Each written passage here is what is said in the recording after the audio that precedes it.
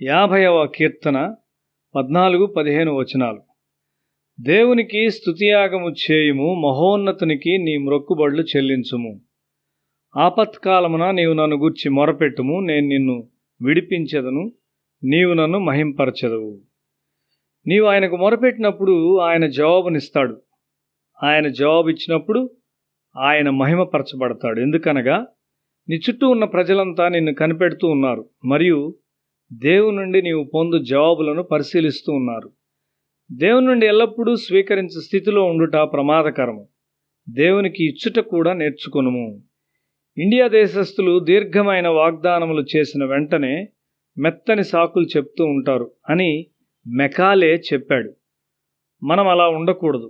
మనము దేవునికి చేయు వాగ్దానములను నెరవేర్చుదాము. ఒక ప్రాముఖ్యమైన విషయమైన నీ వివాహంలో కూడా నీ పట్ల దేవుడు జాగ్రత్త తీసుకొనగలడు. నీ తల్లిదండ్రులకు విశ్వాసం లేకపోవచ్చు. వారు మార్పు చెందని వారై ఉండవచ్చు. వారి భక్తి హిందూ మతం వలె కేవలము కర్మకాండకు సంబంధించినదై ఉండవచ్చు.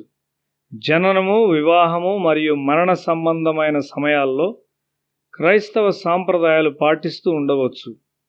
అది శక్తి లేని భక్తిగా ఉండును. అప్పుడు సాతాను నీ కుటుంబం మీద తన హక్కును ప్రయోగిస్తాడు. ఒక పిల్లవాడు చేజారిపోవును, మరి ఒకడు దీర్ఘకాల రోగంతో ఉండును. సాతాను ప్రవేశించుటకు మనం అనుమతించినప్పుడు ఈ విధంగా జరుగుతుంది. ప్రజలు ఒక విధమైన భక్తిని ఆచరిస్తారు. వారు భక్తిని గురించి మాట్లాడుచు కొన్ని అబద్ధాలు కూడా చెప్తూ ఉంటారు.